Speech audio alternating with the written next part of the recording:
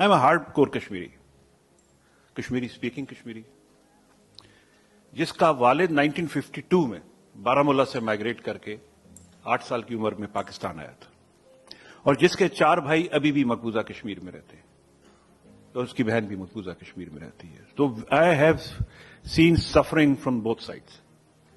I have seen displacement, hope and broken promises.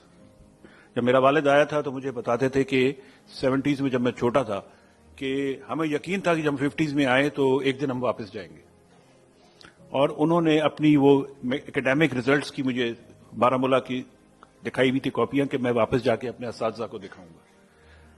But our hopes were dashed, और unfortunately हम नहीं कर सके अभी तक उसको अचीव. लेकिन एक चीज की मुझे खुशी है कि ये पाकिस्तान ना होता तो ना मेरा वालिद सीनियर सिविल सर्वेंट बनता, अगर ये पाकिस्तान ना होता ना मैं फेडरल सेक्रेटरी बनता, अगर पाकिस्तान ना होता मेरा भाई कलेक्टर कस्टम ना बनता, पाकिस्तान ना होता मेरी बहन कलेक्टर कस्टम ना बनती.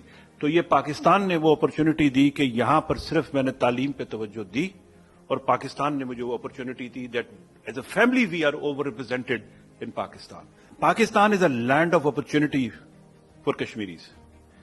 हमारा कोटा तो रियासत ने 2% रखा है, लेकिन मैं आपको गारंटी से कहता हूं in different federal positions we are over represented. कई जगह आपको हम 6% मिलेंगे, कई जगह 8% मिलेंगे, just because of one thing, because we are focused on education. हमारा लिटरेसी रेट, हमारा quality education, it's much better than other provinces and other regions.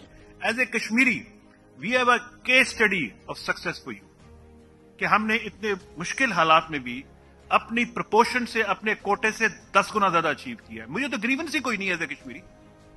मैं तो ओवर रेट हो चुका हूं, मैं तो ओवर अचीवर हूं लाइफ में. मुझसे 10 गुना काबिल लायक बंदे रोड पे फिर रहे. I have been so blessed by this Pakistan. Azad Kashmir और जीबी के लिए मैंने एक प्रोजेक्ट बनाया.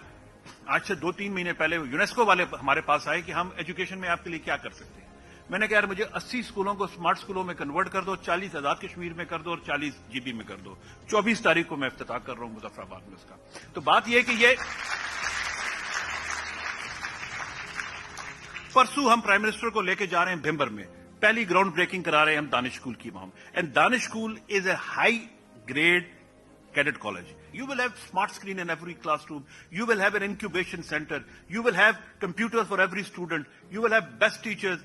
And who are going to study there? Poor but bright. जो बच्चा यतीम है, जिसके दोनों वालिदैन नहीं है, बट काबिल लायक है, पैसे नहीं दे सकता, तो पहली तरजीह हम उसको देंगे.